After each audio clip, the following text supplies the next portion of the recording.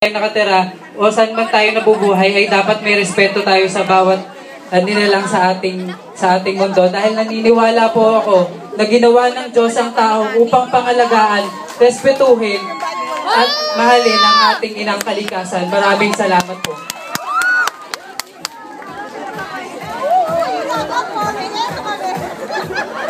Nangangalay na ako.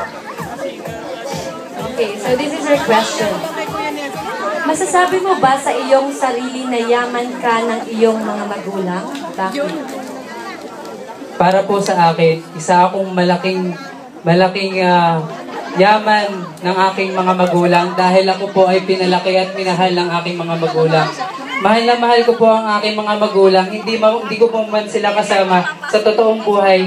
Ngunit ako po ay nabubuhay para po sa kanila upang mahalin nila ako at mahalin ko rin sila. At ipakita ko na sila ay responsibilidad ng mga magulang dahil ako'y pinalaki nila ng tama at may talino at takot sa Diyos kahit papaano.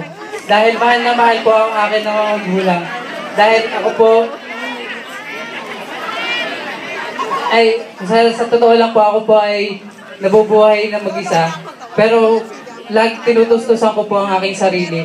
Pero dahil po doon, pinapatapang po ako ng aking mga magulang, hindi man po nila ako makasama. Pero mahal na mahal ko po sila dahil alam ko po, ginawa po ako ng aking mga magulang na isang yaman at hindi kailanman mababayaran ng kahit na sino man. Yun lamang po at maraming salamat po.